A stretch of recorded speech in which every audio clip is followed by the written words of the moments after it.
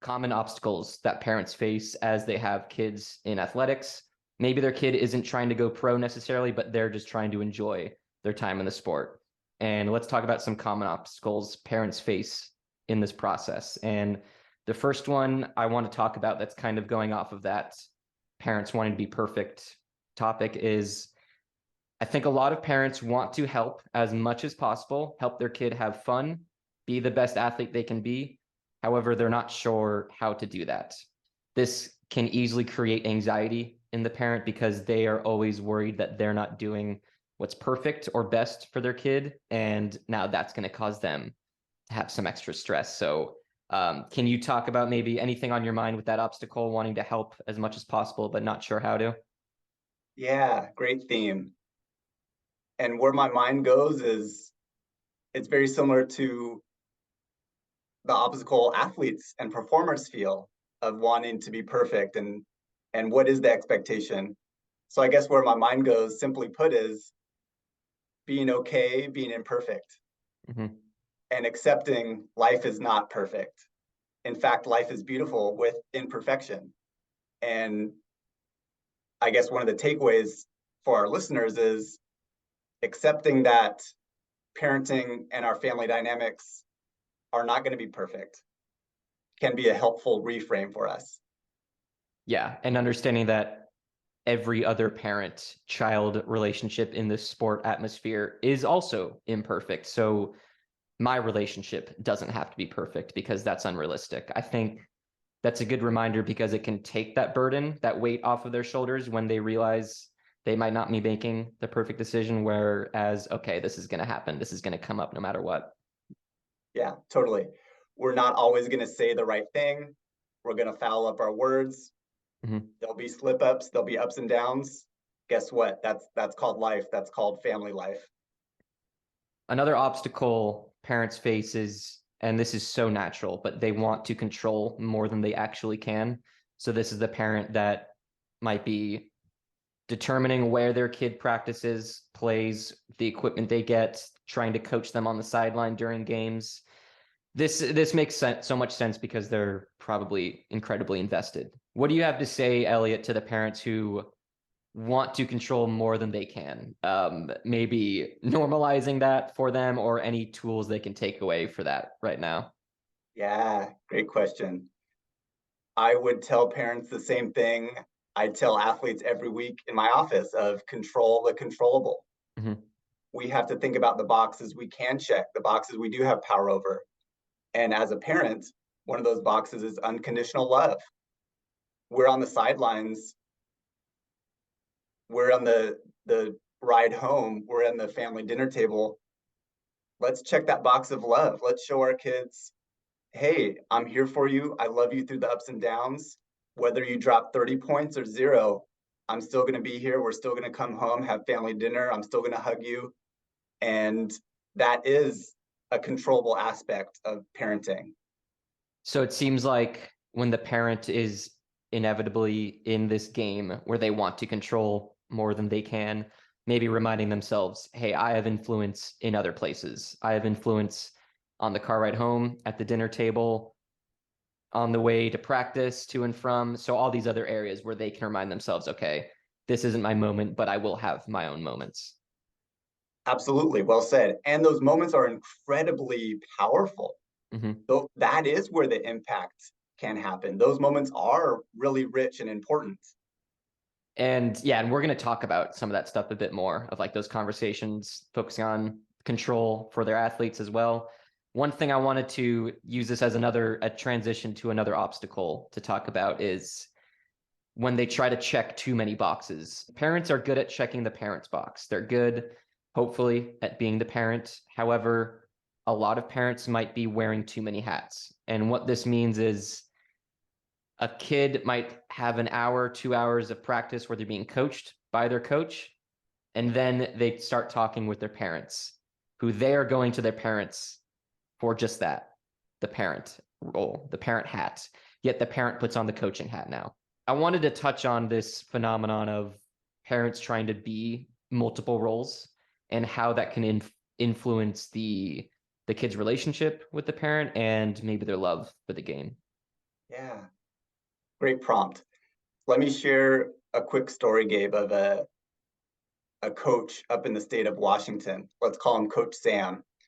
And Coach Sam shared a tip about what we're talking about that I want to pass along to our audience here. And when I heard it, I was like, wow, that's a game changer. That's beautiful. So here's the story. So Coach Sam is a youth baseball coach, and he wears that hat, and he's also a father. Okay. And I think a lot of our listeners can nod their head along with this role, right? This tightrope to walk, so to speak. So Coach Sam pulled over his son, said, hey Billy, you want to go play? You want to go to the field, play catch today? Okay, great. Hey Billy, do you want dad or do you want coach? Ah, Asking them what role, what hat to put on. And Billy said, I just want dad right now. Okay, let's just play catch. There's no instruction. Let's just play catch, dad and son, and let's love on him. Let's be present. Let's smile. Let's soak up this beautiful family moment. Okay. If Billy says, hey, I want to be coached right now, I choose coaching. Great. Then that's where you talk about where the elbow is, where the release point is, our hips are pointed forward. So give that choice up to the kiddo. Do you want coach right now or do you want dad right now? I love that so much. And why I love that is, first of all, it's, I think, just a great practice. But second of all, that works perfectly as an example of what we're going to talk about later in managing burnout. So giving your kid some control over their experience in their sport. And yeah, giving them the option of like, all right, what are you up for today? Elliot, I want to ask you for the parents that, let's say they're Coach Sam and they're going to ask their kid that question, but they sense, man, they really need some training. They're not looking great, or maybe they're not happy with their play, yet they don't want to face like the coaching, the criticism when we're playing. So they keep saying, let's just play catch. I just want my dad. I don't want coach. Do you have anything to say to those parents who are like, oh man, I really want them to train though?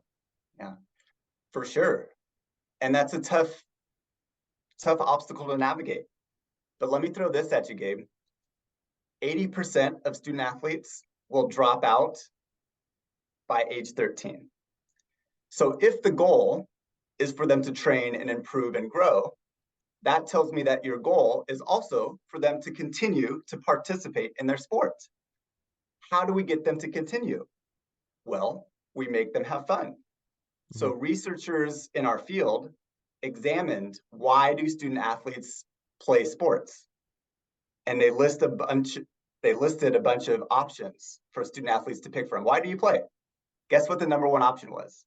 Sounds like Fun. fun. Yep. Sounds like fun. There you go. So my point is, if they're not having fun, they're going to drop from the sport. So if you want your kiddos to improve, therefore they have to be around the sport. To get them to be around the sport, to stick around, you need to have fun. So those father-son catch moments, that is for the love of the game. That is the fun. And that's what's going to keep them in the sport. Great point. And I also think that there's no reason to say what were you calling him, Billy, the son in this example. There's no reason to say that Billy won't also be learning how to catch more effectively, how to hit with their body mechanics just subconsciously when they're just messing around, but they're actually learning. Or they might transition into this mindset of, okay, now I want coach dad because this is fun and I'm feeling confident in myself. And now I want to explore how to get better. So I love it. Great way to kind of wrap up that topic of wearing too many hats. So put it in their wheelhouse of like, all right, what hat do you want me to wear? The last obstacle I want to talk about that I think a lot of parents face is watching their kid fail or lose a game and all of the negative emotions that come with it. So they're watching basically, yeah, the suffering that comes with losing. One thing I will say on this is it's definitely difficult as a parent to watch that, I can imagine. However, those negative emotions that athlete is experiencing, your kid is experiencing, is very essential for skill development and maturity. I think sports are a very great vehicle for development and growth. And this is a prime example of how to deal with failure. So I think that's an important reminder that I can preface that obstacle with. Elliott, is there anything you want to add onto this, dealing with or watching their kid struggle with failure? Yeah. Well said, Gabe. I'm nodding my head to everything you're saying. What wisdom, what a beautiful way to look at student athletics. I'll add this, and it's one of those moments for our listeners where I recognize easier said than done. But let me ask your listeners to think about this question. When do we want our kiddos to fail? At age 30? Or would you rather have them fail in Little League? And let's say they strike out. There's no monumental consequence. Let them fail in student athletics. What a perfect stage to learn that lesson. Yeah. And what a safe space to learn that valuable life lesson. The more failure they have, the more skill development they will learn, like you alluded to. And therefore, they won't be age 30 with poor skills and facing their first failure. Yeah, there might be an argument for, I want my kid to fail when they're young, or in this part of their sporting career where the stakes are lower. You might be rooting for the failure because this is going to serve them well for the future.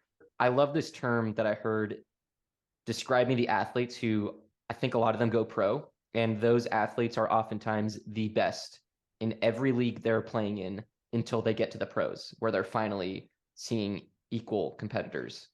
And a phrase to describe these athletes are fragile perfects sometimes, because it's been perfect for them the whole entire way up until the pros. It's been perfect. They haven't dealt with any failure because they don't lose because they're so good. But now they're fragile. Now they don't have a foundation of a skill set to deal with this struggle of failing and losing and not being the best. So yeah, I think that's a good perspective shift, Elliott, of like cheering for them to lose and learn this lesson when the stakes are lower.